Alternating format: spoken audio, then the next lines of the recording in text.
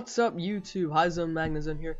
Today I'm coming at you with something a little bit different. I'm going to be showing you guys the basics of the Pokemon trading card game. So now I recently learned how to play the game and the basics of it. So I decided to download the online game.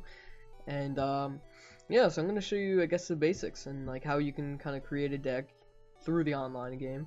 And then obviously it'll same thing for real life, and then I'll play like a test battle. And yeah.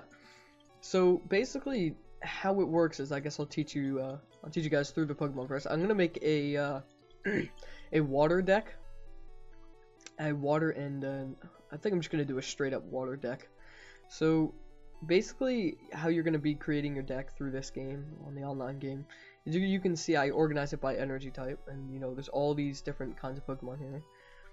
And so yeah, if you want to, you're gonna want to start off with, as you can see in the top left hand corner of this Feebas card, you're gonna see it says basic. That means you can put this Pokemon on the field when when you start, and you can put it on whenever you want, as long as it's on your bench and you retreat or if Pokemon dies. Now, in order to use, say, a Pokemon like Crocodile, you need the stage 1, which is Totodile, which I'm not even sure if I have it in my deck here. Let's see. No, I don't. Here. Now say, same thing with Spheals. Spheals are basic. If I wanted to put a Celio on my team, or on the field, I would have to have my Spheal on my bench, or in the field, like in the active slot, before I could then put the Celio card on. So I need the Celio card in my hand, with the Seal card either on the bench, or in the active slot. And then you could then evolve them from there, which would then reveal the card, or no, actually never mind, they're already revealed. But yeah, so that's how you're gonna evolve your Pokemon. And same thing for Walrein, you need the Celio on the field, like in the active spot or in the bench, and then you could then evolve it into Walrein. So now you're gonna want to start with some basics. So I'm just gonna add Spheal, and I'm going to add Celio really quick. And as you can see, I have two different kinds of Celios here. I have this one and this one. As you can see, the moves are different. I'm going to explain the energies really quick. So, as you can see, Ice Ball, for example, costs 2 water energies and a normal energy. Now, the way this works is, the normal energy is any kind of energy. So, you know, a psychic energy could count as normal energy, but a psychic energy could also count as a psychic energy. Water energies can count as normal energies as well as water energy. So, say for rest, pretend for whatever reason I had a fire type energy and a a grass type energy in my hand, and I wanted to use rest on Celio. Or, you know, over the course of 2 turns, I would apply both the fire and the grass energy, and even though he's a water type, those 2 energies will count as normal types, and then he could then use the move rest. Now, after you use energies, I always thought this when I was younger, even though I never really learned how to play. I always thought when you used an energy, it would go away, but really, the energies stay there. The energies will, if I have 3 energies on the Celio, I can keep using Ice Ball every turn. All these 3 energies do not go away. So, I'm gonna add this Celio as well. I'm gonna get rid of this one, just because I'm gonna keep the Celio, because I feel like it's a stronger Celio. I have a duplicate card in here. A duplicate Celio. Wait, actually, I'm not sure if I have a second Celio. Let me make sure. I only have one, never mind.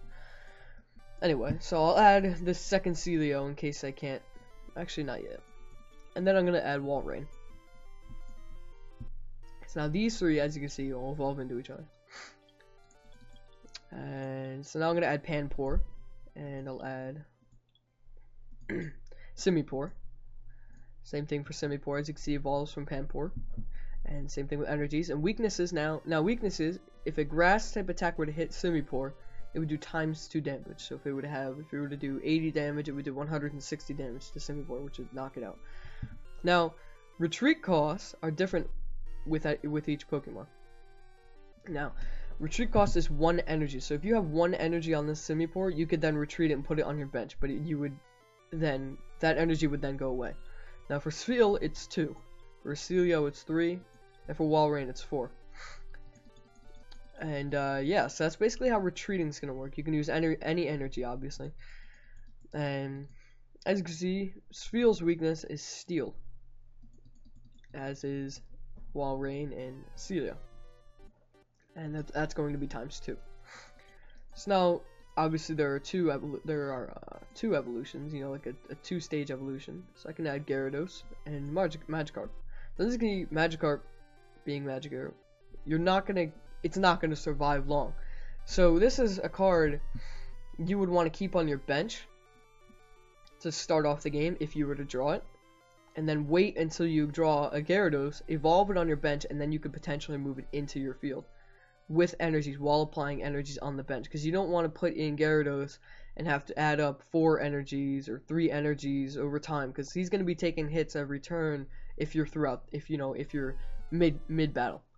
So, and as you can see, his weakness is electricity, and his retreat costs 3, and Magikarp's is 2. There's 1. And sometimes there are just, obviously, Pokemon that don't evolve, so like this Lapras here. This Lapras, as you can see, basic, so it can just go in whenever I want. And it knows Hydro Pump, which is 2 normal energies, so that could be Fire, Steel, yada yada yada. And Seafaring, which is 1 water energy, so it has to be a water energy. So I'm going to add this Lapras to my deck. Now, as you can see, we have Froakie here. So I can add Froakie, I'm going to add Frogadier, and I'm going to add Greninja. So as you can see, Greninja's attack is 1 water energy. And as you can see, this attack isn't affected by weaknesses, resistances, or blah blah blah blah blah. And does 50 damage, which is a pretty good attack considering it's only 1 energy, 1 water energy. But he has an ability called Water Shuriken. Once during your turn, before you attack, you may discard a water energy from your hand. If you do, put 3 damage counters on one of your opponent's Pokemon. Now, 3 damage counters. Each damage counter is 10 damage. So you're going to be putting 30 damage on whichever Pokemon of your opponents that you choose for every water energy you discard. And it's usually, I believe it's only 3rd, the final evolution, or if it's just a basic evolution that can get abilities. Let me check to see if Walrein has one, because he's a final evolution. Okay, he doesn't. So I'm not exactly sure how that works yet, but I'm pretty sure it's only on specific Pokemon. And so yeah, that's basically how you're gonna be adding. That's basically how Pokemon work. And so yeah, and then as you can see, we have a Corsola here. So I'm gonna add Corsola just because it's a pretty decent water Pokemon. I have Bergmite, and I'm not gonna add him because I don't think. And I have Aurorus, and I have Articuno. I have 2 Articunos actually. And so this Articuno, they're different. They're actually different. They have the same amount of health, but this Articuno has different attacks than this Articuno. And the retreat cost in this one is 2, and this one is 1. But they're both basic, so this can be the first Pokemon I throw in the battle. So as you can see, this Articuno, find ice, search your deck for 3 water energy cards, reveal them, and put them in your hand, and then shuffle your deck. That's a pretty good attack. That's a pretty good move when when you're low on water energies. Freezing Wind obviously does 100 damage, just kind of self-explanatory. Now resistances, say I get hit with a fighting type move that does 80 damage. That fighting type move would then do 60 damage because of the resistance. And same with this Articuno, but in those different moves. And that says plus. Let me read that really quick.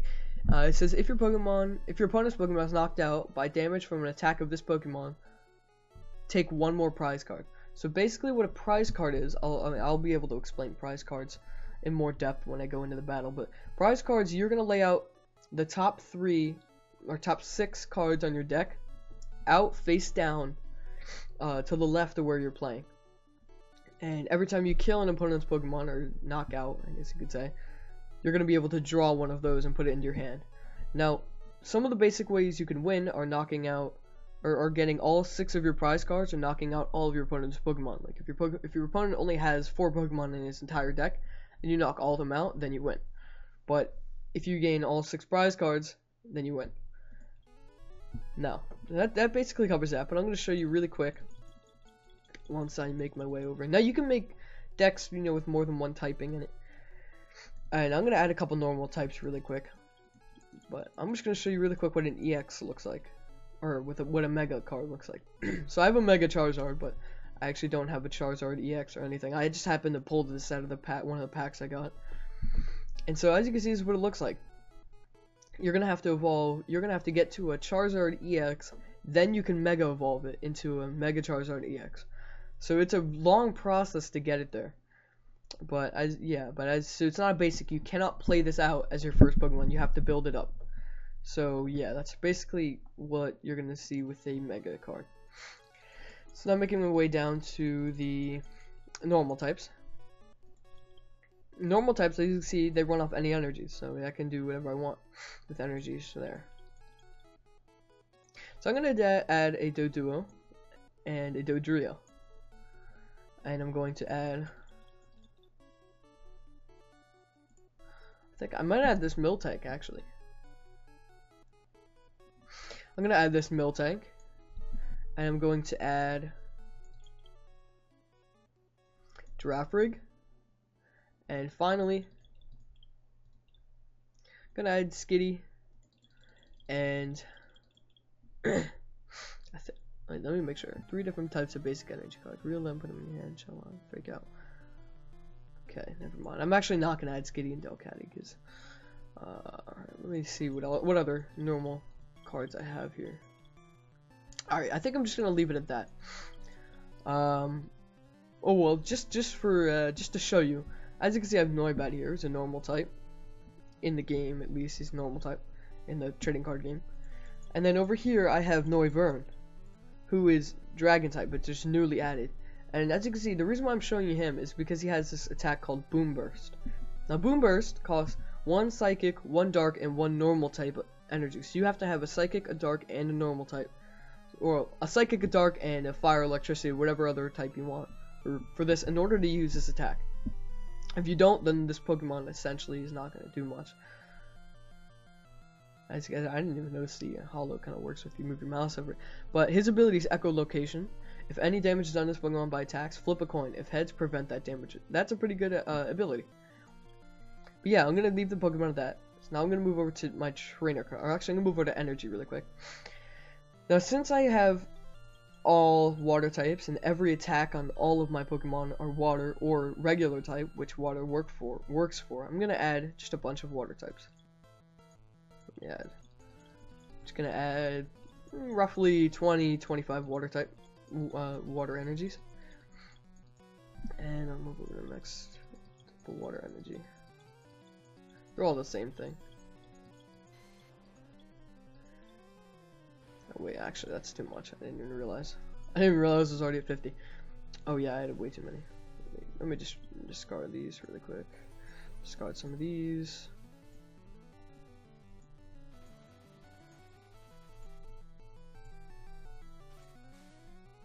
Alright, now I'm going to save room for 20 trainers. Now, trainers are going to basically give you advantages in the battle. So as you can see right here, Dive Ball. Search a deck for a water type Pokemon, reveal it and put it in your hand, shuffle your deck afterwards. So now if I'm running my water type deck here, and I'm looking for say I have a Magikarp and I really want to evolve with the Gyarados, but I can't find it. If I get Dive Ball, I could then activate this trainer, go and find my Gyarados, show the opponent, and put it in my hand. And then I'd be able to reshuffle my deck. Now that's a pretty good thing for a water type deck, so I'm going to add those two. Let me start at the beginning. So let's see Ace Trainer. You can only play this card if you have 1 or more prize cards left. If you have more prize cards left. Each player shuffles his or her hand into the deck, then draws 6 cards and your opponent draws 3. So that's good if you want to kind of disable your opponent really quick. You know, pretend he has a bunch of energies, and you're like, oh no, he's you know, storing up for a big attack from like Rayquaza EX or whatever. If you were to use this, he would take all of his energies, put them into his deck, and then shuffle, and then he would only be able to draw 3 cards. So that basically it's gonna slow him down if he's you know saving up for something, or just trying to find a card, or you know, pretend he has a Pokemon in his hand that you maybe can predict he has. So Acrobike, look at the top 2 cards of your deck and put 1 of them into your hand. I'm not gonna bother with that one for now.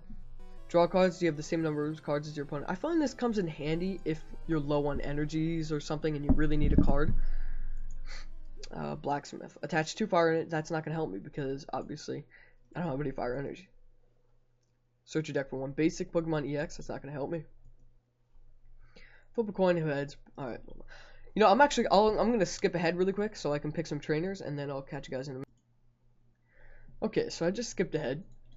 And as you can see, I have all these. I'm going to show you real quick. So I have Dive Ball, as I explained before.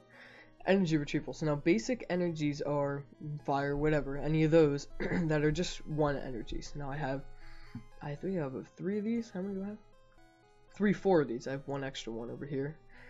And yeah, so they're going to let me take anything that's been discarded. So yeah, if your Pokemon faints in battle or is knocked out, all of the energies attached to it are discarded as well as Pokemon itself. So now I can take energies from the discard pile and put them back into my hand. I have Energy Switch, so I can move a basic energy from one of my Pokemon to another Pokemon. Evo Soda, so I can search my deck for a Pokemon, for a card that evolves from one of my Pokemon and put it onto a Pokemon. So if I wanted to evolve Magikarp, I could then go into my deck of Vine Gyarados and evolve it right there. Great Ball would look at the top 7 cards of your deck and may reveal a Pokemon you find there and put it in your hand. Shuffle all cards back in, and then same thing. Ace Trainer, you can play this card only if you have more prize cards. I believe I said this one. I said this one as well. Now, EXP Share.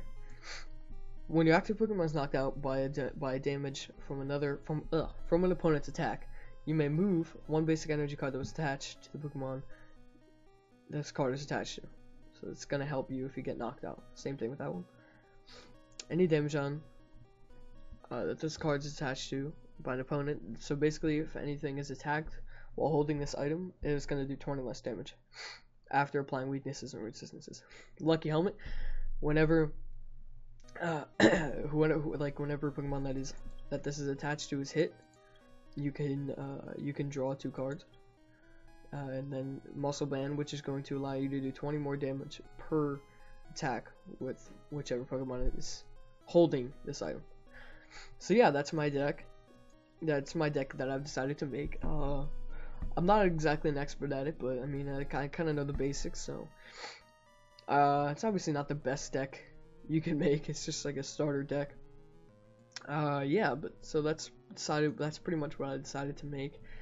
Oh yeah, I think I'm gonna add an Ultra Ball really quick. I'm gonna get rid of a Great Ball and add in an Ultra Ball.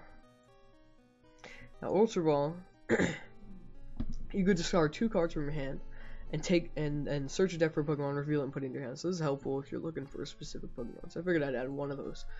Alright, so I think I'm gonna end this here, and then I'm gonna upload a second video on how a battle is going to go. So this is just going to be deck setup and kind of basics, and then I can explain more in depth on the rules in the next video. So yeah, I'll see you guys next time, and this has been HyZone MagneZone.